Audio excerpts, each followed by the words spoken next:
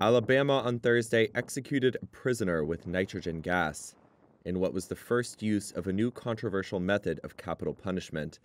Human rights groups, UN torture experts, and lawyers had sought to prevent it, saying the method was risky, experimental, and could lead to an agonizing death or non-fatal injury.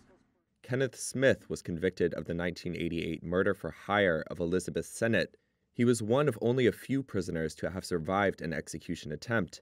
In 2022, Alabama officials aborted his execution by lethal injection after struggling for hours to insert the needle in his body.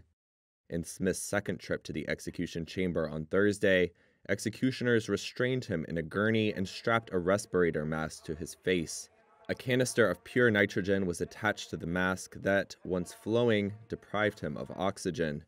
Alabama Corrections Commissioner John Hamm told reporters the execution had gone as expected. It appeared that Smith was holding his breath as long as he could, and then there's also information out there. He struggled against his restraints a little bit, but there's some involuntary movement and some agonal breathing, so that was all expected and is in the side effects that we've seen or researched on nitrogen hypoxia. So nothing was out of the ordinary of what we were expecting. Smith's spiritual advisor, Reverend Jeff Hood, who was at Smith's side for the execution, gave his own account. What we saw was minutes of someone struggling for their life. We saw minutes of someone heaving back and forth. We saw spit. We saw all sorts of stuff from his mouth develop on the mask. We saw this mask tied to the gurney and him ripping his head forward over and over and over again.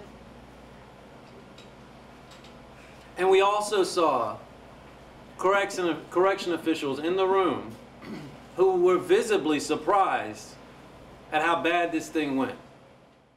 5 journalists who were allowed to watch the execution said that after the nitrogen began to flow, Smith shook his head and writhed on the gurney for about 2 minutes, then breathed deeply for several minutes more before his breathing eventually became imperceptible. Before the nitrogen was switched on, Smith made a lengthy final statement that began, quote, "Tonight, Alabama caused humanity to take a step backward." Leading up to the execution, Smith had mounted legal challenges in federal courts, arguing that Alabama's new method amounted to unconstitutional, cruel, and unusual punishment. The U.S. Supreme Court's conservative majority ultimately rejected Smith's final appeal to delay his death. Oklahoma and Mississippi have also approved nitrogen asphyxiation methods for executions, but have yet to deploy it.